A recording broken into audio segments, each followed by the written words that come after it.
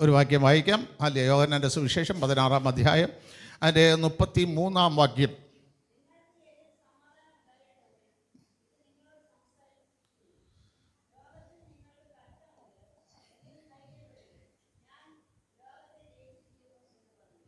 അല്ലേ സ്തോത്രം. ഞാൻ ഇതിൻ്റെ എല്ലാ സബ്ജക്റ്റുകളും ലോകത്തിലെ കഷ്ടമൊന്നും പറയുന്നില്ല. അല്ല, നിങ്ങൾക്ക് എന്നിൽ സമാധാനം ഉണ്ടാകേണ്ടതിന്, നിങ്ങൾക്ക് എന്നിൽ എന്ന് പറഞ്ഞാൽ എന്നിലല്ല, കർത്താവിൽ സമാധാനം ഉണ്ടാകണം. ലോകത്തിൽ പല സമാധാനങ്ങളുണ്ട്. നമ്മളിപ്പോൾ സുഖമില്ലാതെ ആശുപത്രിയിൽ പോയാൽ താൽക്കാലികമായിട്ട് അവർ ചെയ്യുന്ന, നമ്മുടെ സമാധാനത്തിന് വേണ്ടി ചെയ്യുന്ന ട്രീറ്റ്മെൻ്റ് ഉണ്ട്. നമുക്കൊരു കടഭാരം വന്ന് ബുദ്ധിമുട്ടായാൽ നമ്മൾ ഓടിച്ചെന്ന് നമ്മുടെ സഹോദരങ്ങളുടെ അടുത്ത് ചോദിച്ചാൽ, അല്ലെങ്കിൽ അയൽവകക്കാരടുത്ത് ചോദിച്ചാൽ, ആ കടഭാരത്തിന് താൽക്കാലിക ശാന്തി വരാൻ തക്കവണ്ണം അവർ ചെറിയ സഹായങ്ങൾ ചെയ്ത് നമുക്ക് സമാധാനം തരുന്നുണ്ട്. ഇതൊക്കെ ലോകത്തിൽ നിന്ന് നമുക്ക് ലഭിക്കുന്ന സമാധാനം. എന്നാൽ കർത്താവ് പറയുന്നു, അങ്ങനെയുള്ളൊരു സമാധാനമല്ല, ശാശ്വതമായിരിക്കുന്ന ഒരു സമാധാനം നിങ്ങൾക്ക് എന്നിൽ നിന്ന് ലഭിക്കണം. എന്നിൽ നിന്ന് ലഭിക്കണം ശാശ്വതമായിരിക്കുന്ന സമാധാനം. അല്ല, താൽക്കാലിക സമാധാനങ്ങൾ ലോകത്തിന് തരാൻ കഴിയും, അല്പസമാധാനങ്ങൾ തരാൻ കഴിയും. അങ്ങനത്തെ ഒരു സമാധാനമല്ല ഞാൻ നിങ്ങൾക്ക് ഉദ്ദേശിക്കുന്നത്. ശാശ്വതമായ സമാധാനം. കർത്താവ് എന്നിലെന്ന് പറയുന്ന ഒരുപാട് കാര്യങ്ങളുണ്ട്. അതിൽ ഒരു വിഷയം ഞാൻ നിങ്ങൾക്ക് പറഞ്ഞുതരാം. ഹല്ലേലൂയ ചെയ്യുന്നു. യോഹന്നാൻ 6:35 കർത്താവ് പറയും, എന്നിൽ വിശ്വസിക്കുന്നവന് വിശക്കുകയുമില്ല, ദാഹിക്കുകയുമില്ല. എന്നിൽ, ദൈവത്തിൽ വിശ്വസിക്കുന്നവന് വിശക്കുകയുമില്ല, ദാഹിക്കുകയുമില്ല. എന്തിനാ കർത്താവ് അങ്ങനെ പറഞ്ഞതാ? ഹല്ലേലൂയ സ്തോത്രം. എന്തിനാ കർത്താവ് അങ്ങനെ പറഞ്ഞതാ? ഞാൻ പറയാം, പ്രിയ ദൈവമക്കളെ, ഹല്ലേലൂയ സ്തോത്രം. ക്രിസ്തുവിൻ്റെ പ്രവാചകൻ എന്ന് പറയുന്ന യെശയ്യാവ്, ക്രിസ്തു ജനിക്കുന്നതിനും 700 വർഷങ്ങൾക്ക് മുമ്പ് ജനിക്കപ്പെട്ട യെശയ്യാവ് 66 പുസ്തകങ്ങളിൽ ഹല്ലേലൂയ സ്തോത്രം തൻ്റെ ഉദ്ധരണികൾ എഴുതുമ്പോൾ, തങ്കലിപിയിൽ 66 പുസ്തകങ്ങളിൽ കൂടെ 1299 വാക്യങ്ങളിൽ കൂടെ നമുക്ക് വചനം എഴുതി തരുമ്പോൾ, യെശയ്യാവിൻ്റെ പ്രവചനങ്ങൾ കൂടുതലും ക്രിസ്തുവിൽ കൂടെയുള്ള ആശ്വാസമാണ് നമുക്ക് ലഭിക്കുന്നത്. ക്രിസ്തുവിൽ കൂടെയുള്ള ആശ്വാസമാണ് ലഭിക്കുന്നത്. നിങ്ങൾ വായിച്ചാൽ 40 മൊത്തം വായിച്ചു നോക്കുക, ക്രിസ്തുവിലുള്ള ആശ്വാസമാണ് ലഭിക്കുന്നത്. അതിനകത്ത് ആല്യാസദ്രം 16, 17, 18, 19 അധ്യായങ്ങൾ ചില രാജ്യങ്ങളെക്കുറിച്ചുള്ള പ്രവചനങ്ങൾ കഴിഞ്ഞാൽ 21-ാം അധ്യായം തൊട്ടൊരു കാവൽക്കാരനെ ഏൽപ്പിക്കുന്നു. 22-ാം അധ്യായത്തിൽ ഞാൻ കൈപ്പോടെ കരയട്ടെ എന്ന് പറയുന്നു. 23-ാം അധ്യായത്തിൽ എത്ര ഉയർന്നിരിക്കുന്നതിനെ ഞാൻ താഴ്ക്കുമെന്ന് പറയുന്നു.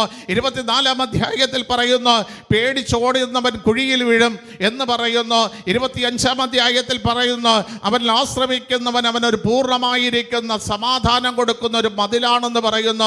26-ൽ പറയുന്നു, ഭയങ്കരന്മാരുടെ ചീറ്റൽ മതിലിന് നേരെ വരുമ്പോൾ ഞാൻ അവർക്കൊരു ദുർഘമായിരിക്കുമെന്ന് പറയുന്നു. 27-ൽ പറയുമ്പോൾ മുന്തിരിത്തോട്ടത്തെ നശിപ്പിക്കുന്ന വക്രത സർപ്പത്തെക്കുറിച്ച് പറയുന്നു. ഇങ്ങനെ യെശയ്യാവിൽ കൂടെ വെളിപ്പെട്ടു വരുന്ന പുതിയ നിയമസഭയുടെ കാര്യങ്ങളാണ്. പുതിയ നിയമസഭയുടെ കാര്യമാണ് ഇതിൽ വെളിപ്പെടുമ്പോൾ. ഹല്ലേലൂയ സ്തോത്രം. അതിൽ 8-ാം അധ്യായത്തിൽ 7-ലും 8-ലും കർത്താവിനെ കുറിച്ച് വ്യക്തമായി പറയുന്നു. കന്യക ഗർഭിണിയായി ഒരു മകനെ പ്രസവിക്കും. ഇത് 7-ാം അധ്യായത്തിൽ പറയുന്നു. 8-ാം അധ്യായത്തിൽ പറയുന്നു, ഇമ്മാനുവേലിൻ്റെ ചിറക് ഹല്ലേലൂയ സ്തോത്രം ഭീതിയെ മൂടിയിരിക്കുന്നു, അതുകൊണ്ട് അവർ കാര്യം പറഞ്ഞൊപ്പിക്കും, നടക്കേയില്ല. അവർ കൂടിയാലോചിക്കും, അത് നടക്കേയില്ല എന്ന് വചനം വ്യക്തമായി പഠിപ്പിക്കുമ്പോൾ 8-ാം അധ്യായത്തിൻ്റെ 20-21 വാക്യങ്ങളൊന്ന് വായിച്ച്. 8-ാം അധ്യായത്തിൻ്റെ 20-21 വാക്യങ്ങൾ.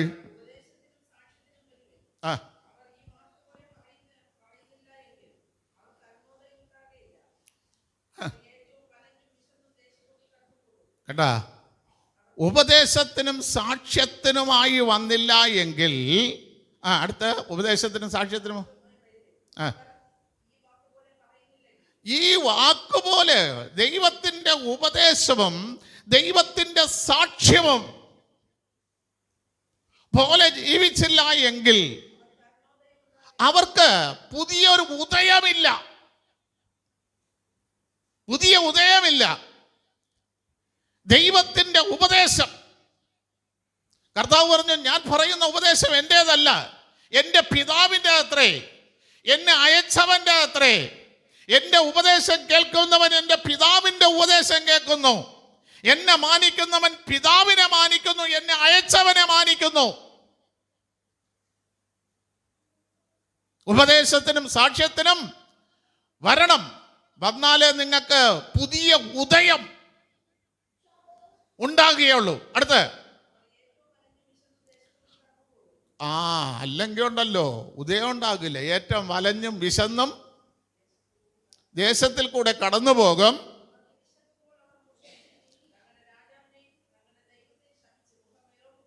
കേട്ടാ, വിശന്നാ എന്ത് ചെയ്യും?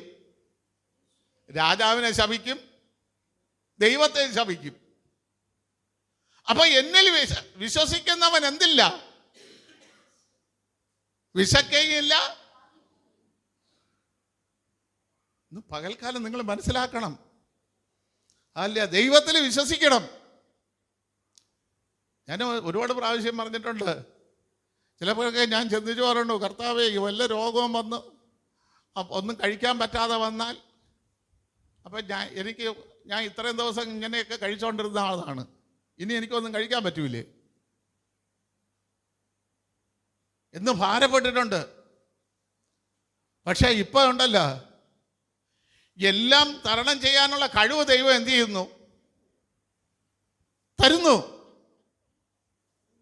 എല്ലാം തരണം ചെയ്യാനുള്ള കഴിവ് തരുന്നു. ഹല്ലേലൂയ, സ്തോത്രം. കർത്താവിന് വിശന്നപ്പോഴും കർത്താവ് എന്ത് ചെയ്തു? ഫലം കൊടുക്കാത്ത അത്തിയെ നോക്കി. ഈ വിശപ്പെന്ന് പറയുന്ന രോഗം, ഷുഗർ കൂടെ ഉള്ളവർക്ക് വിശപ്പ് വന്നാൽ മനസ്സിലാക്കണം, ഭ്രാന്താവും. അപ്പോഴേ വിശക്കുന്ന ആ സമയത്ത് എന്തെങ്കിലും കഴിച്ചില്ലെങ്കിൽ ഇരിക്കുന്ന എല്ലാം അടിച്ചു പൊട്ടിക്കായി. അപ്പം അവർക്ക് തോന്നുന്നത് എന്താണ്? ഇവനെ ഭ്രാന്ത്, 5 മിനിറ്റോടെ സഹിച്ചൂടെ? പറ്റില്ല. അപ്പോഴേ 5 മിനിറ്റ് സഹിക്കാൻ പറ്റില്ല. അങ്ങനെയാ ദൈവം ആ രോഗം കൂടെ എന്ത് ചെയ്യുന്നത്? നമുക്ക് തരുന്നത്. അപ്പോ ഹല്ലേലൂയ, സ്തോത്രം ചെയ്യുന്നു. കർത്താവിന് വിശന്നപ്പോൾ കർത്താവ് അത്തിയുടെ അടുക്കൽ പോയി നോക്കി. അത്തിയിൽ എന്തില്ല? ഫലമില്ല. കർത്താവ് പറഞ്ഞു, ഇനി ഒരു നാളും നിനക്ക് എന്ത് ചെയ്യരുത്? വിശപ്പിന്റെ ആകുലതയാ. അപ്പൊ ഇവിടെ പറയുന്നു, എന്നിൽ വിശ്വസിര്, എന്നിൽ വിശ്വസിക്ക. വിശ്വസിക്കുന്നവന് വിശക്കില്ല. 2, ദാഹിക്കില്ല. യെശയ്യാ പ്രവചനം 55-ന്റെ 1-ാം വാക്യം.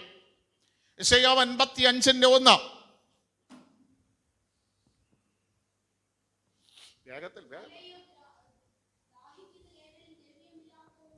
നോക്കണമേ, അല്ലയോ ദാഹിക്കുന്ന ഏവരും ദ്രവ്യമില്ലാത്ത ഒരു പാനീയം ദൈവം വെച്ചിട്ടുണ്ട്. പണം കൊടുക്കാത്ത ഒരു. പക്ഷേ അതിന് നമുക്ക് വേണ്ടത് കുടിക്കാനുള്ള ദാഹം ഉണ്ടാകണം.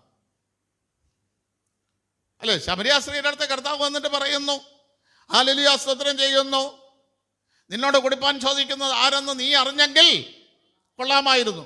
ഞാൻ കൊടുക്കുന്ന വെള്ളം കുടിക്കുന്നവന് ഒരു നാളും ദാഹിക്കയില്ല എന്ന് പറഞ്ഞു. എന്നിട്ട് കർത്താവ് അവളോട് പറയുകയാണ്, എനിക്ക് അല്പം തരണമെന്ന്, ദാഹിക്കാതിരിക്കുക. കർത്താവ് എന്താ പറഞ്ഞതാ? ഹല്ലേലൂയ, നീ പോയി നിന്റെ വീട്ടിലെ ഭർത്താവിനെയും. അപ്പം ഈ വെള്ളം കുടിക്കണതിനുള്ള യോഗ്യത കണ്ടോ? ആരെല്ലാം കൂടെ വരണം? മനസ്സിലായ? ഈ വെള്ളം കുടിക്കണതിന് എവിടെ കൂട്ടി കണ്ട? ചേച്ചി എവിടെയും നിങ്ങൾ ഇവിടെയും വെള്ളം കുടിക്കൂല. കുടിക്കുവോ? പറയേണ്ട കാര്യം പറയണോ? അല്ല, ആരൂടെ വരണം? രണ്ടുപേരും കൂടെ ഒരുമിച്ച് വരണം വെള്ളം കുടിക്കണമാക്കി. കാരണം ഇത് വെറും വെള്ളമല്ല. യോഹന്നാൻ 7:37 വാക്യത്തിൽ പറയുന്നത് എന്താണ്? തിരുവെഴുത്ത് എന്ത് പറയുന്നുവോ അതിൽ പ്രകാരമുള്ള ജീവന്റെ നദി ഒഴുകേണ്ട വെള്ളമാണ് ഈ കർത്താവ് തരുന്നത്. നമ്മളിൽ എന്ത് ചെയ്യണം? നമ്മളിൽ നിന്ന് ജീവൻ നദി ഒഴുകണം. അതിനുള്ള വെള്ളമാണ് നമുക്ക് തരുന്നത്.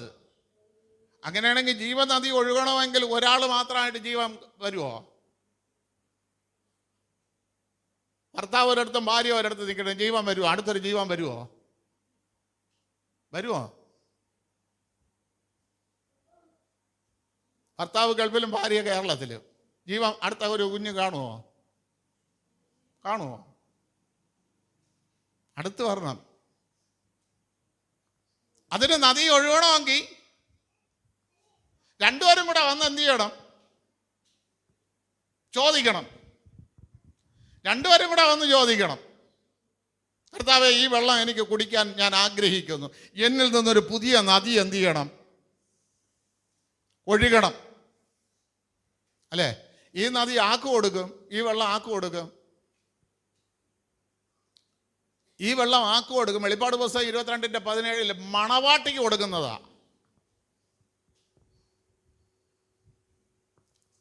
അല്ലേ അവിടെ എഴുതിയിരിക്കുന്നത്? മണവാട്ടിക്കാണ് കൊടുക്കുന്നത്. അല്ലാതെ എല്ലാവർക്കും എന്ത് ചെയ്യുന്നില്ല, ഈ വെള്ളം കൊടുക്കില്ല. മണവാട്ടിക്കേ കുടിക്കാൻ കൊടുക്കുകയുള്ളൂ. നമ്മൾ എന്ന് കർത്താവിൻ്റെ മണവാട്ടിയായി മാറുന്നോ അന്ന് ഈ വെള്ളം കുടിക്കാൻ കിട്ടും. ഇതാ എന്നിൽ, കർത്താവിൽ വിശ്വസിക്കണം. കർത്താവിൽ വിശ്വസിക്കുന്നവൻ ഇരുട്ടിലും അല്ല. അല്ലേ? യോഹന്നാൻ 12:46 വായിക്കുമ്പോഴേക്ക് എന്നിൽ വിശ്വസിക്കുന്നവൻ ഇരുട്ടിലല്ല.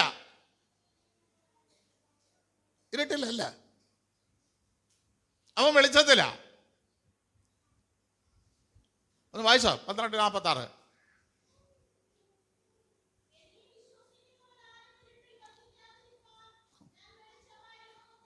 കണ്ട, എന്നിൽ വിശ്വസിക്കുന്നവൻ ആരും ഇരുട്ടിൽ വസിക്കുന്നില്ല.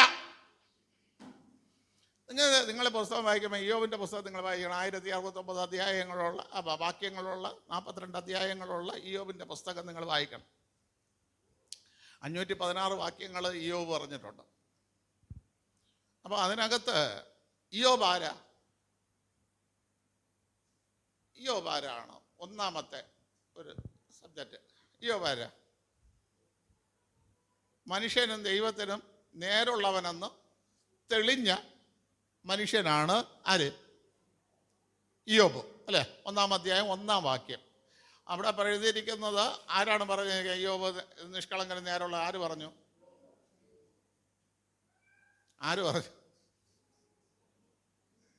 1-ാം അധ്യായം 1-ാം വാക്യത്തിൽ ആര് പറഞ്ഞു?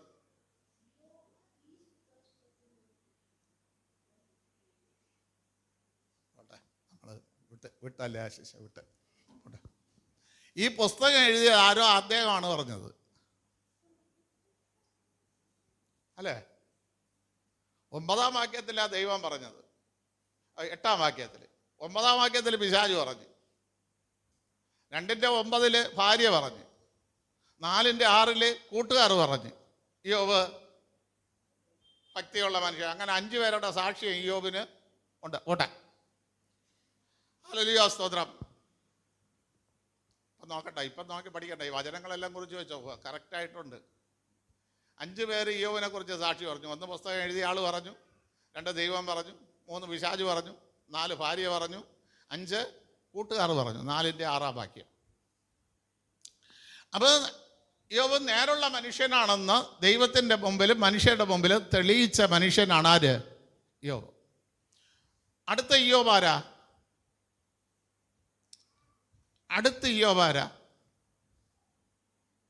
ബഹുസമ്പന്നനായ മനുഷ്യൻ. അല്ലേ? 1-3 7,000 ആടുകൾ, 3,000 ഒട്ടകങ്ങൾ, 500 ഏർക്കാറകൾ, 500 പെൺകഴുതകൾ ഉള്ള ബഹുസമ്പന്നനായ മനുഷ്യൻ. അടുത്ത ഇയ്യോബ് ആരാ?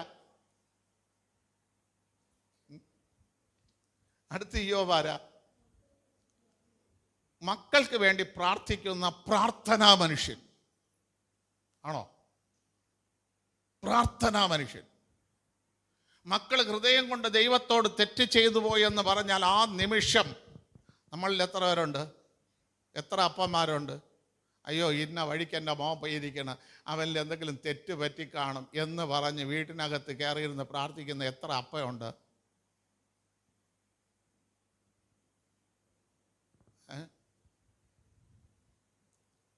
ഞാൻ ഇതിനൊക്കെ മറുപടി പറഞ്ഞാൽ ശരിയാവില്ല, പോട്ടെ. ഹല്ലേലൂയ, സ്തോത്രം. അല്ലേ, യോബ് മക്കൾ തെറ്റ് ചെയ്തു പോയെന്ന് പറഞ്ഞുകൊണ്ട് വീട്ടിൽ കയറിയിരുന്ന് എന്ത് ചെയ്യാണ്? പ്രാർത്ഥിക്കുന്ന പ്രാർത്ഥനാ മനുഷ്യൻ. ഇനി യോബ് ആരാ?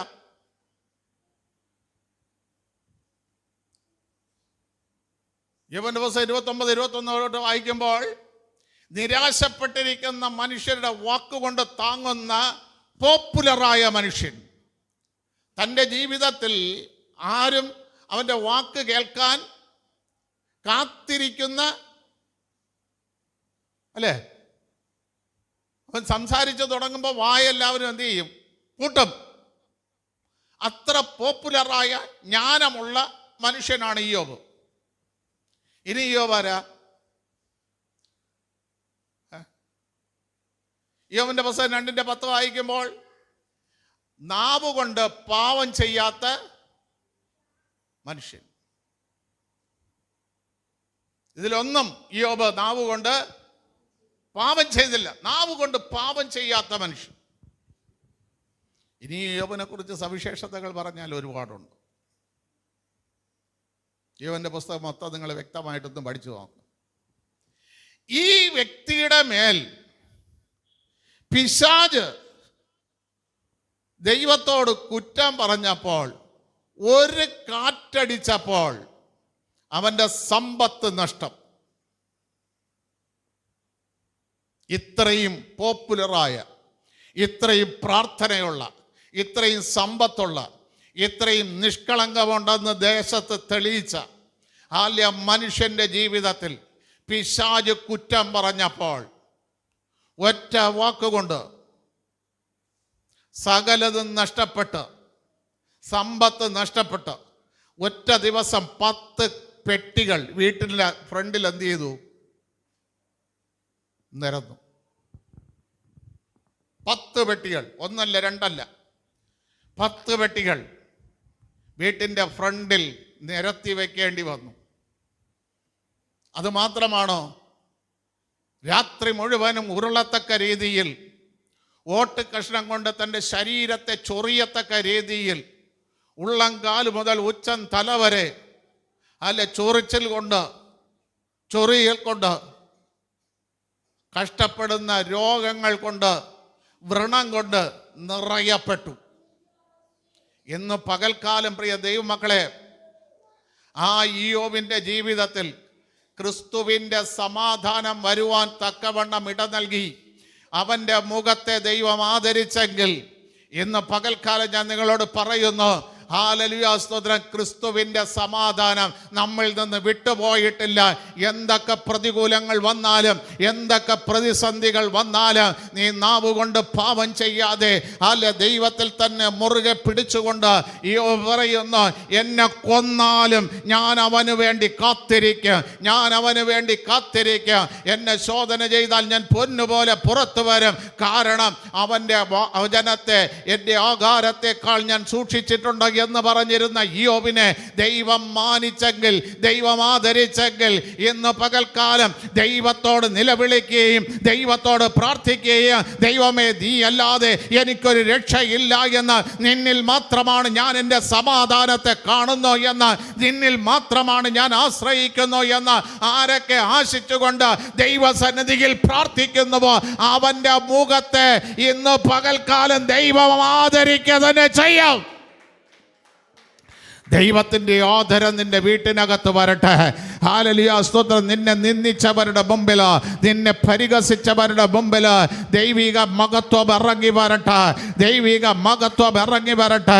ദൈവം ഇയ്യോബിനെ ആദരിച്ചപ്പോൾ അവനെ നിന്ദിച്ചവർ, അവനെ പരിഹസിച്ചവർ സകലരും അവൻ്റെ അടുക്ക് വന്നെങ്കിൽ, ഇന്ന് പകൽക്കാലം നീ പറ, ദൈവമേ എന്നെ ഒരുപാട് പേർ നിന്ദിച്ചു, എന്നെ ഒരുപാട് പേർ പരിഹസിച്ചു, എന്നിട്ട് ഞാൻ നിന്നിൽ നിന്ന് അകന്നു പോകത്തക്ക ഒരു പ്രവൃത്തിയും ഞാൻ ചെയ്തിട്ടില്ല. കർത്താവേ, ഞാൻ നിന്നിൽ സമാധാനം ആഗ്രഹിക്കുന്നു, ഞാൻ നിന്നിൽ സന്തോഷം ആഗ്രഹിക്കുന്നു, നിന്റെ സമാധാനം എൻ്റെ വീട്ടിനകത്ത് വരാൻ ഞാൻ ആഗ്രഹിക്കുന്നു. അങ്ങനെയാണെങ്കിൽ ഇന്ന് പകൽക്കാലം ഇയ്യോബിന്റെ മുഖത്തെ ആദരിച്ച് അവൻ്റെ സ്ഥിതികൾക്ക് വ്യത്യാസം വരുത്തിയതുപോലെ എൻ്റെ ജീവിതത്തിൽ ഒരു വ്യത്യാസം കർത്താവേ ഈ 2025 ഈ ജൂൺ മാസത്തിൽ എൻ്റെ കർത്താവ് എനിക്ക് വേണ്ടി വരുത്തുവാൻ. ഓ ഹല്ലേലൂയ, ഹല്ലേലൂയ, സ്തോത്രം ചെയ്യുന്നു. ഇന്ന് പകൽക്കാലം നീ ഏൽപ്പിച്ചു കൊടുക്കുമെങ്കിൽ നിന്റെ സ്ഥിതികൾക്ക് ദൈവത്തിലുള്ള സമാധാനം. നോക്കണമേ, ശരീരത്തിൻ്റെ ചൊറിച്ചിലും പുണ്ണും കൊണ്ടുവന്നപ്പോൾ തൻ്റെ കയ്യിൽ നിന്ന് ശമ്പളം വാങ്ങുന്ന ദാസന്മാർ അവനെ ഒഴിഞ്ഞ് ഈ നാറ്റം എനിക്ക് കാണണ്ട, ഈ മുറിവ് എനിക്ക് കാണണ്ട, ഈ നാറ്റം ഞാൻ ആസ്വദിക്കാനല്ല വന്നത് എന്ന് പറഞ്ഞിട്ട് അവനിൽ നിന്ന് അകന്നു മാറി പിടന്നെങ്കിൽ ഇന്ന് പകൽക്കാലം ഞാൻ വിളിച്ചു പറയുന്നു, അതുപോലെ നിന്നിൽ നിന്ന് അകന്നവർ, നിന്നിൽ നിന്ന് പിരിഞ്ഞു മാറി നിന്നവർ, നിന്നെ ആദരിക്കുന്ന, നിന്റെ അടുക്കലേക്ക് വരുന്ന ഒരു സുദിനമിത ദൈവത്താൽ ഒരുക്കാൻ പോകുന്നു. ഹല്ലേലൂയ, സ്തോത്രം. അല്ല, നിങ്ങൾക്കറിയാമോ പ്രിയ ദൈവമക്കളെ, ഒരു ഉപവാസ പ്രാർത്ഥന നടക്കുകയാണ് യെരുശലേം ദേവാലയത്തിൽ ഒരു ഉപവാസ പ്രാർത്ഥന. നമ്മളെ ഇവിടെയല്ല, യെരുശലേം ദേവാലയത്തിൽ ഒരു ഉപവാസ പ്രാർത്ഥന നടക്കുന്ന ഉപവാസ പ്രാർത്ഥന നടക്കുമ്പോൾ ഹല്ലേലൂയ, സ്തോത്രം ചെയ്യുന്നു. സക്കറിയാവിനോട് യെരുശലേം ദേവാലയത്തിലുള്ളവരോട് വന്നിരിക്കുന്ന ജനത്തോട് പറയാൻ ഒരു ദൂത് പറഞ്ഞു. ആ ദൂത് ഇന്ന് പകൽക്കാലം ഞാൻ നിങ്ങൾക്ക് കൈമാറുകയാണ്. വിശ്വാസമുണ്ടെങ്കിൽ ആ ദൂത് ഏറ്റെടുത്തോ. ഹല്ലേലൂയ. അന്ന് യെരുശലേം ദേവാലയത്തിൽ കൊടുത്ത ദൂത് ഇന്ന് പകൽക്കാലം ഞാൻ നിങ്ങൾക്ക് വേണ്ടി കൈമാറുന്ന സക്കറിയ പ്രവാചകന്റെ പുസ്തകം 8-ാം അധ്യായം അതിൻ്റെ 9-ാം വാക്യം തൊട്ട് ഓട്ടിച്ചൊന്ന് വായിര്, 13 വരെയുള്ള വാക്യങ്ങൾ ഓട്ടിച്ച് വായിര്. ഹല്ലേലൂയ, സ്തോത്രം ചെയ്യുന്നു.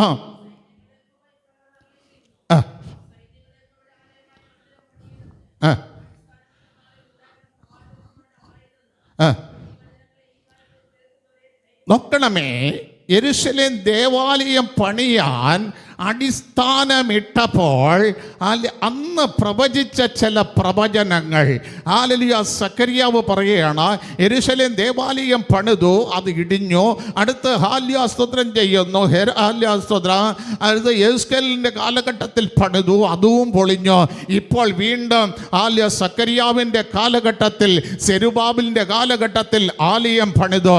അതിനുശേഷം നടക്കുന്ന ഉപവാസ പ്രാർത്ഥനയിൽ പറയുകയാണ്, ഇന്നത്തെ ദൂതല്ല ഞാൻ നിങ്ങളോട് പറയാൻ പോകുന്നത്. ഈ ആലയം, യെരുശലേം ദേവാലയം പണിയാൻ അടിസ്ഥാനമിട്ടപ്പോൾ ഹല്ലേലൂയ, സ്തോത്രം, അന്ന് പറഞ്ഞ ദൂത് ഇന്നും കേൾക്കുന്നവരായിട്ട് ആരെങ്കിലും ഉണ്ടെങ്കിൽ, അന്ന് പറഞ്ഞ ദൂത് ഇന്ന് കേൾക്കുന്നവരായിട്ട് ആരെങ്കിലും ഉണ്ടെങ്കിൽ നിങ്ങൾ ധൈര്യപ്പെടണം. ആ ദൂത് നശിച്ചിട്ടില്ല, ആ ദൂത് നഷ്ടപ്പെട്ടിട്ടില്ല, ആ പ്രവചനം നീങ്ങിപ്പോയിട്ടില്ല. ആ പ്രവചനം ഇന്നും ഈ ആലയത്തിനകത്തുണ്ട്. ആലയത്തിനകത്ത് ആ പ്രവചനം ഇന്നും ഉണ്ട്. അന്നത്തെ പ്രവചനം അത് കേട്ടവർ ധൈര്യപ്പെടണം.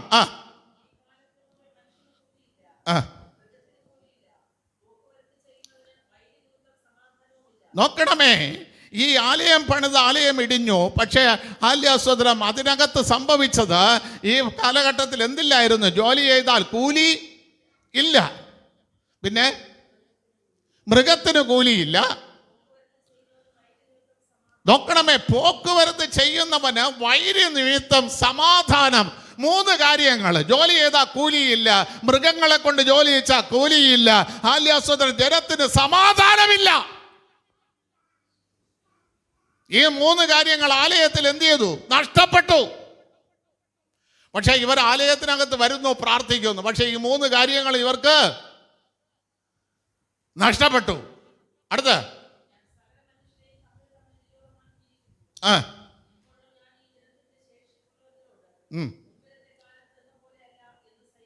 നോക്കണമേ, ഇത്രയും വരാൻ കാരണം ആലയത്തിൽ വരണമെങ്കിലും സകലരും തമ്മിൽ ഹൃദയം കൊണ്ട് എന്താണ് വിരോധമായിരുന്നു. ഹൃദയം കൊണ്ട് വിരോധമായിരുന്നു ഇവര്. പക്ഷെ ദൈവം പറയുന്നു, ഈ കാലഘട്ടത്തിൽ ഞാൻ ഇവരെ തമ്മിൽ അടുപ്പിക്കും. ഇവരുടെ ഹൃദയത്തിലെ കയ്പന്തി ഞാനെടുത്ത് മാറ്റും, കയ്പെടുത്ത് മാറ്റും. അടുത്ത വിധ ഇനി സമാധാനത്തോടെ ആയിരിക്കും.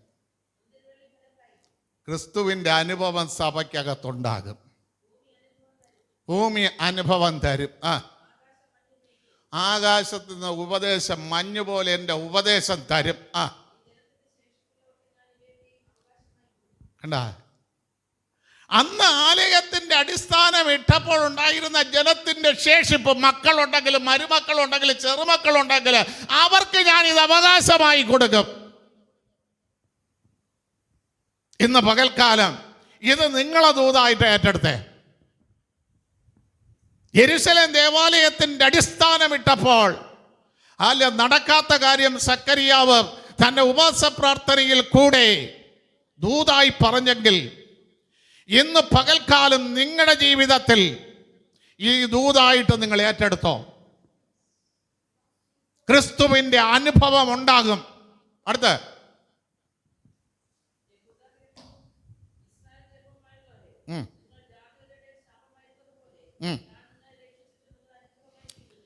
ഇന്നലെ വരെ ഉണ്ടായിരുന്ന ശാപം മാറ്റി ദൈവം നിങ്ങളെ അനുഗ്രഹമാക്കി വെക്കാൻ പോകുന്നു.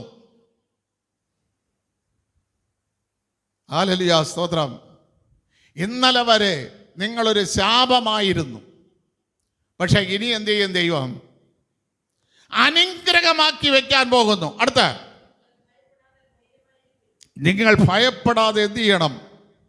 ധൈര്യമാണ് ഇരിക്കണം. നിങ്ങളെ ഭയങ്ങൾ എടുത്ത് മാറ്റണം. അയ്യോ എന്തായി തീരും, എന്താണ് എന്ന ഭയം എന്ത് ചെയ്യണം? മാറ്റണം. അടുത്ത്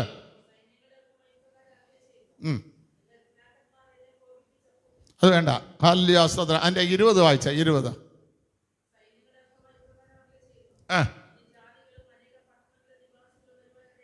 കണ്ട, നമ്മളെ ആലയത്തിൽ ഇനി എന്തുണ്ട്?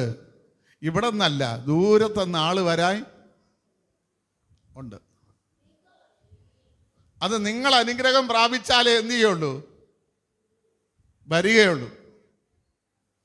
തൊട്ടടുത്തുനിന്ന് അല്ല വരാനുള്ളത്, ദൂരത്തുനിന്ന് ആള് വരാനുണ്ട്.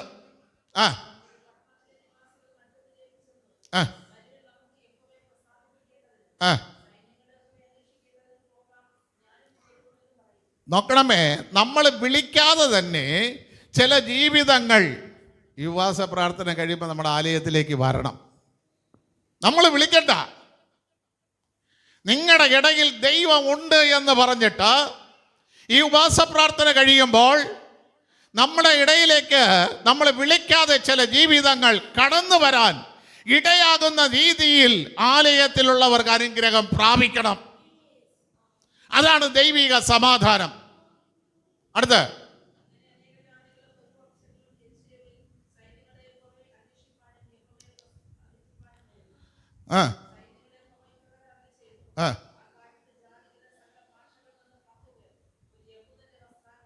നോക്കണമേ, നിങ്ങളെ വസ്ത്രം പിടിച്ചുകൊണ്ട്, ഒരാളെ വസ്ത്രം പിടിച്ചുകൊണ്ട് എത്ര പേര് വരും? 10 പേർ. 10 പേര് വരാനിടയാകുമെന്ന്.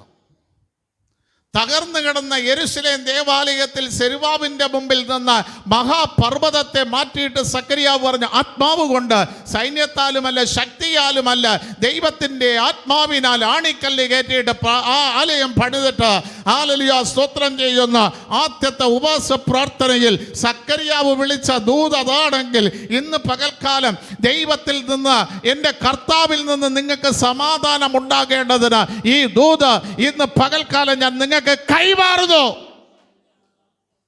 നിങ്ങൾക്ക് സമാധാനം ഉണ്ടാകേണ്ടതിന്, കർത്താവിൽ നിന്ന് നിങ്ങൾക്ക് സമാധാനം ഉണ്ടാകേണ്ടതിന്. കാരണം 1 യോഹന്നാന്റെ പുസ്തകം 1-ാം അധ്യായം അതിൻ്റെ 4-ാം വാക്യത്തിൽ പറയുന്നു, നമ്മൾ ദൈവത്തിനുള്ളവരാ. ഒന്ന് വായിച്ചോ. 1 യോഹന്നാന്റെ പുസ്തകം 1-ാം അധ്യായം 4-ന്റെ 4. നിങ്ങൾ ദൈവത്തിൽ നിന്നുള്ളവരാകുന്നു, അവരെ നമ്മൾ ഏത് പ്രതികൂലത്തെയും. അതാ കർത്താവ് പറഞ്ഞു, ഞാൻ ലോകത്തെ ജയിച്ചു, ഞാൻ ദൈവത്തിൽ നിന്ന് വന്നതാ, ഞാൻ അത് കണ്ട് ലോകത്തെ ജയിച്ചു. അങ്ങനെയാണെങ്കിൽ നമ്മൾ ദൈവത്തിലുള്ളവരാ എന്ന് പൂർണ്ണമായി വിശ്വസിക്കുക. നമ്മൾ ആരെ ജയിക്കും? അവരെ ജയിക്കും. നിന്റെ മുമ്പിലുള്ള പ്രതികൂലത്തെ നീ ജയിക്കും. നിന്റെ മുമ്പിലുള്ള പ്രതിസന്ധിയെ നീ ജയിക്കും.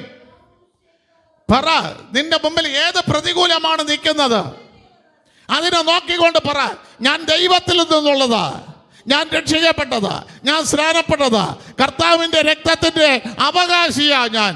അതുകൊണ്ട് എൻ്റെ മുമ്പിൽ നിൽക്കുന്ന പ്രതികൂലത്തെ ഞാൻ ജയിച്ചിരിക്കും. എൻ്റെ കർത്താവ് ജയിച്ചെങ്കിൽ ഞാനും ജയിക്കും. അതിൻ്റെ 5:4 വായിച്ചേ.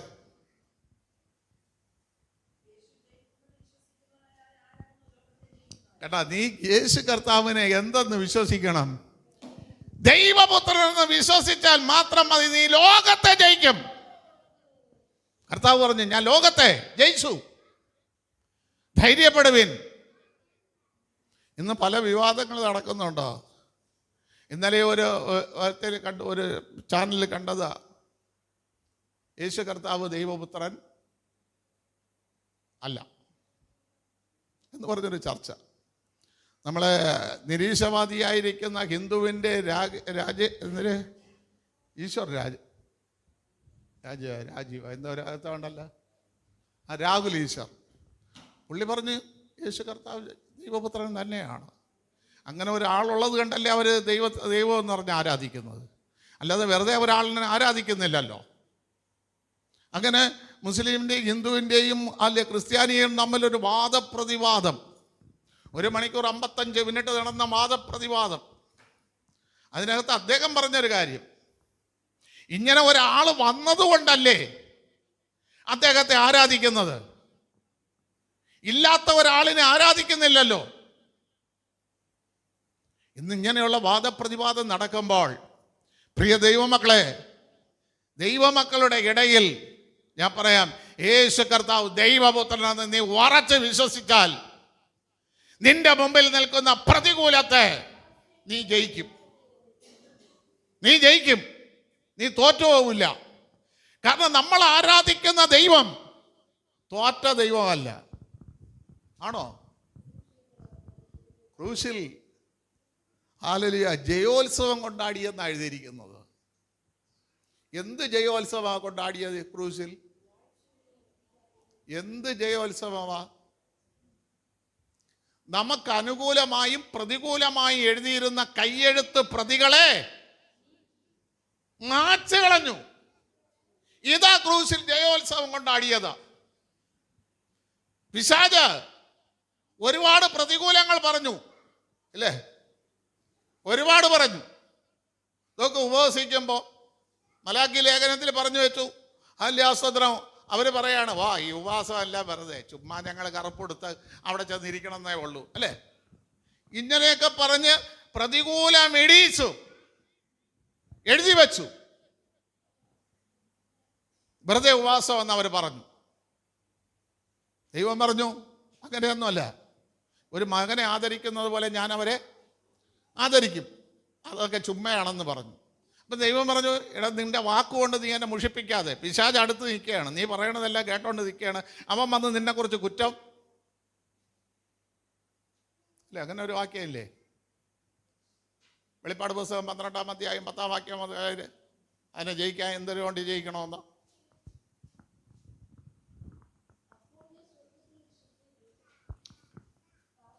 പത്ത് 18-10 വായിച്ചാൽ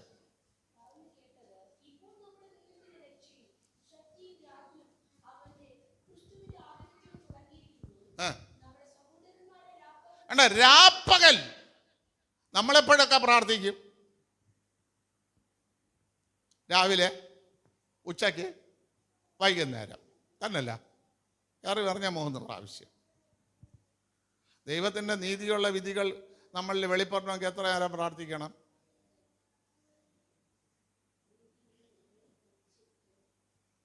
പറയടാ.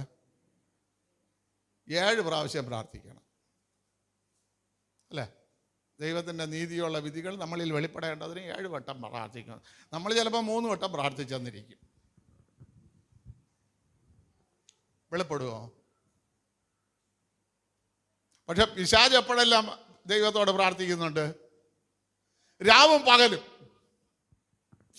നിങ്ങൾ വ്യത്യാസം മനസ്സിലായ? അവന് റെസ്റ്റില്ല. അവൻ എപ്പോഴും ദൈവത്തോട് പ്രാർത്ഥന. എന്താ പ്രാർത്ഥിക്കുന്നത്? ദൈവമക്കളുടെ കുറ്റം. അവൻ അങ്ങനെയാണ്, അവൾ ഇങ്ങനെയാണ്, കർത്താവെ അത് കണ്ട് അവനെ എന്ത് ചെയ്യണം? നീ പറഞ്ഞിരിക്കുന്ന അനുഗ്രഹം അവന് കൊടുക്കരുത്, അനുഗ്രഹം കൊടുക്കരുത്, തടയണമെന്ന് അവൻ രാപ്പകൽ.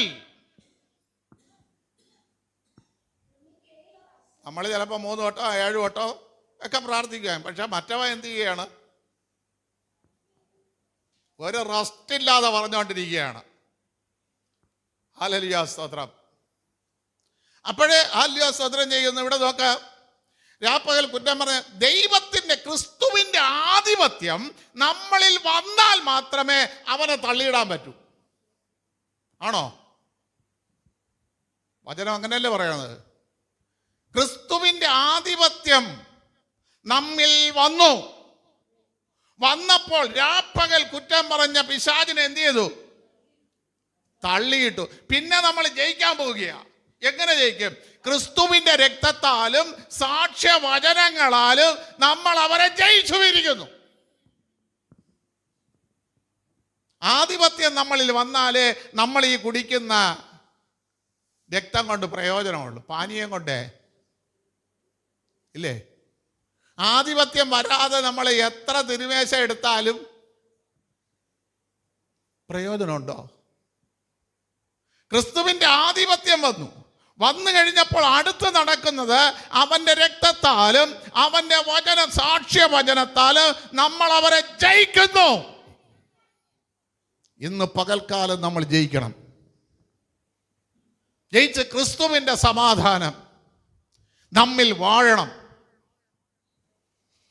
ആ ക്രിസ്തുവിൻ്റെ സമാധാനം നമ്മളിൽ വാഴുമ്പോൾ ഒരു വാക്യം കൂടെ വായിച്ചു. യോധയുടെ പുസ്തകം 1-ാം അധ്യായം അതിൻ്റെ 24-ാം വാക്യം.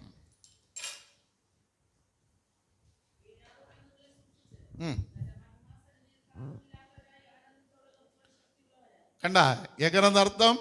തൻ്റെ മഹിമാസനത്തിൽ ആനന്ദത്തോടെ നടത്തും, വീഴാതെ പടും. ഇതാണ് ക്രിസ്തുവിൻ്റെ സമാധാനം. ഏത് പ്രതികൂലത്തിലും നിന്നെ വീഴാതെ വണ്ണം നിർത്തുന്ന, ഏത് പ്രതിസന്ധിയിലും നിന്നെ വീഴാതെ വണ്ണം നിർത്തുന്ന ഒരു സമാധാനമാണ് ദൈവം നിനക്ക് തരാൻ ആഗ്രഹിക്കുന്നത്. ഹല്ലേലൂയ, സ്തോത്രം. ഞാൻ വിശദീകരിക്കാതെ ഒരു വചനം നിങ്ങൾക്ക് പറഞ്ഞുതരാം. ഇരമ്യാവിലുള്ളത് വിശദീകരിക്കുന്നില്ല, വിശദീകരിക്കാൻ സമയമില്ല. നമുക്ക് ഒരു പാട്ട് പാടി ആരാധിച്ച് നിർത്താം. 20-ാം അധ്യായം 7-ാം വാക്യം തൊട്ട് 11 വരെ നിങ്ങളൊന്ന് വായിച്ചു നോക്കുക. ഇരമ്യാവ് 20-ന്റെ 7 തൊട്ട് 11 വരെയുള്ള. കണ്ട, ദൈവം എന്ത് ചെയ്തതാണ്? എന്ത് ചെയ്ത്? നമ്മൾ ബലമായിട്ട് സമ്മതിപ്പിച്ചതാണ്. അല്ലാതെ നമ്മളാരും സമ്മതിച്ചതൊന്നുമല്ല. രോഗം തന്ന്, കഷ്ടത തന്ന്, പ്രതികൂലമായിട്ട്. അല്ലെങ്കിൽ നമ്മൾ ആരും എന്ത് ചെയ്യില്ല, കഴുത്തിൽ 5-6 പവൻ്റെ ഉരുപ്പടിയൊക്കെ കിടന്ന് ആരെങ്കിലും ഊരുവോ? നമ്മൾ ഊരില്ല. നമുക്ക് കുറേ കുടുംബ മഹിമയുണ്ട്, പിതൃ പാരമ്പര്യം. അങ്ങനെയാണ്, ഇങ്ങനെയാണ്, ഞാൻ അവനെ ജനിച്ചതാണ്, ഞാൻ അപ്പുറത്തുള്ളതാണ്, എൻ്റെ അനിയൻ ഇങ്ങനെ ഇരിക്കുന്നു, എൻ്റെ അണ്ണ ഇങ്ങനെ ഇരിക്കുന്നു, അതിൻ്റെ ഇടയിൽ ഞാൻ ബന്ധക്കോസിൽ വരാനാണ്, നിങ്ങളെ ജോലിവാസി എന്നൊക്കെ പറഞ്ഞ് അപ്പോഴും ദൈവം എന്ത് ചെയ്ത്? ഒരു ബലം പ്രയോഗിച്ചു. അതാണ് നമ്മളിൽ വന്ന രോഗം. അതാണ് പൗലോസ് പറയുന്നത്, എൻ്റെ ശരീരത്തിൻ്റെ ബലഹീനത നിമിത്തം ഞാൻ സുവിശേഷം പ്രസംഗിക്കുന്നു. ബലഹീനത കിട്ടും. ആര് ഈ ബലപ്രയോഗത്തിൽ ആര് ജയിച്ച്? നമ്മളല്ല ജയിച്ചത്, കർത്താവ് ജയിച്ച്. ഇതിനൊക്കെ വിശദീകരണമുണ്ട് കേട്ടോ. അത് യോഹന്നാൻ 15 വായിക്കണം. പക്ഷേ കർത്താവ് ജയിച്ചപ്പോൾ നമ്മളെന്തായി? ഇവിടെ കിട്ടിയ കർത്താവ് ജയിച്ചപ്പോൾ നമ്മൾ പരിഹാസമായി. ഇന്ന് പലരും അങ്ങനെയാണ്. പക്ഷേ ഇത് മനസ്സിലാക്കാതെ ഈ പരിഹാസം വന്നപ്പോൾ നമ്മളെല്ലാം മൂലയിൽ കയറി എന്ത് ചെയ്യാണ്? ഞാൻ ഇന്നലെ വെള്ളിയാഴ്ച പറഞ്ഞു, മറിയയ്ക്ക് ദൈവാത്മാവ് വെളിപ്പെട്ടപ്പോൾ മറിയ എന്ത് ചെയ്തു? എലിസബത്തിൻ്റെ വീട്ടിൽ പോയി. എലിസബത്തിൻ്റെ വീട്ടിൽ പോയിട്ട് എന്ത് ചെയ്തു? 3 മാസം അവിടെ താങ്ങിയെന്ന ഒരു പെൺകുട്ടി ഗർഭിണിയായ ഒരു സ്ഥലത്ത് എന്ത് ചെയ്തോളണം? വീട്ടിൽ 3 മാസം ഒരിടത്ത് ഇറങ്ങാതെ വീട്ടിനകത്തിരുന്നോളണം. ഇതൊക്കെ ചിട്ടകളാണ്. പക്ഷെ നമ്മളെ ഈ കാലഘട്ടത്തിൽ ഏതെങ്കിലും പെൺകുട്ടികൾ അങ്ങനെ ഇരിക്കുന്നുണ്ടോ? എന്തിന് ദൈവവചനം എഴുതി വെച്ചത്? ഇത് നമുക്ക് അനുസരിക്കാനല്ലേ എഴുതി വെച്ചത്? അല്ലെങ്കിൽ പിന്നെ 3 മാസം ഒന്ന് ഡേറ്റ് വരെ ഇട്ട് സമ്പ്രദായം എഴുതേണ്ട കാര്യമുണ്ടോ? ഏത് ഗർഭിണിയായിരുന്നാലും 4 തുള്ളി ചാടി കണക്ക്. ഇതിനൊക്കെ ഒരു കണക്കുകളുണ്ട്. അതൊക്കെ അമ്മച്ചിമാരുടെ അടുത്തൊക്കെ ചോദിക്കണം, അല്ലാതെ ഇന്നത് ചോദിക്കണം, പിതാക്കന്മാരോട് ചോദിക്കണം. 6 മണി കഴിഞ്ഞാൽ ഒരു പെൺകുട്ടി അശുദ്ധമായ വെളിയിൽ ഇറക്കുമോ? ഇങ്ങോട്ട് നോക്കിയിട്ട് ഇറക്കുമോ? ഇന്നാ അത് തന്നെ ഫലവും. ദൈവവചനം എവിടെ ധിക്കരിക്കുന്നോ അതിന്റെ ഫലം നീ എന്ത് ചെയ്തിരിക്കും? നീ അനുഭവിക്കും. ദൈവം ബലം പ്രയോഗിച്ചിരിക്കുക. നമ്മളെ പുറത്ത് എന്ത് ചെയ്തു? ഇതൊക്കെ അനുസരിക്കാനുള്ള ബലം നമ്മളെ പ്രയോഗിച്ച് ദൈവം ജയിച്ചു. അപ്പൊ നമ്മൾ അതിന് കീഴ്പ്പെട്ട് മതിയാവും. കീഴ്പ്പെട്ടേ മതിയാവും. അടുത്ത എല്ലാവരും എന്നെ പരിഹസിക്കുന്നു. കണ്ട ആ പരാതി നമുക്കിപ്പോ എന്നും പരാതിയേ ഉള്ളൂ. എന്നും പരാതി. എന്നും ദൈവസന്നിധിയിൽ പരാതി പറഞ്ഞ ആളിനെ എന്ത് ചെയ്യണം? പിടിച്ച് പുറത്താക്കി വാതിൽ പൂട്ടിക്കളയാനാണ് പറയണത്. പരാതിക്ക് കാരണമുണ്ട്. ആവലാതി പറയണേ കാരണം. അതുകൊണ്ട് പിടിച്ചിറങ്ങി വെളിയിലിറക്കി എന്ത് ചെയ്യണം? ആദ്യം ദൈവവചന പ്രകാരം ജീവിക്കണം. അപ്പോഴും പരാതി എന്തില്ല ഉണ്ടാവില്ല. എന്നും ആവലാതി പറയാൻ വേണ്ടിയിട്ട് വരരുത്. സന്തോഷിക്കാൻ വേണ്ടി ദൈവസന്നിധിയിൽ വരണം. അടുത്ത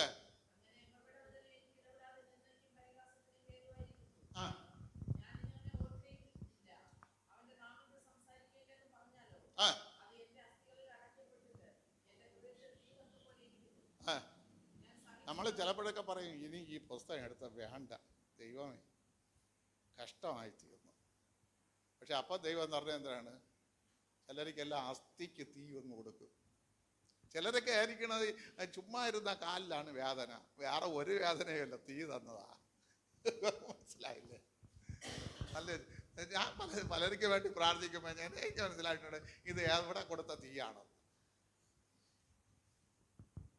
ദൈവം പറയാണ്, നീ സംസാരിക്കണ്ട, ഞാൻ ചെറിയ തീ തരാം. അടുത്ത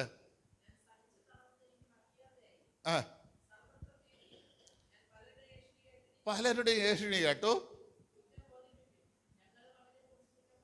കണ്ട ആളുകളുടെ ചിന്ത കണ്ട. നമ്മളൊരു വീഴ്ചയിൽ വീഴുന്നപ്പോൾ അവനെ കുറിച്ച് കുറ്റം പറ, ഞങ്ങളും അവനെ കുറിച്ച് കുറ്റം പറയാം.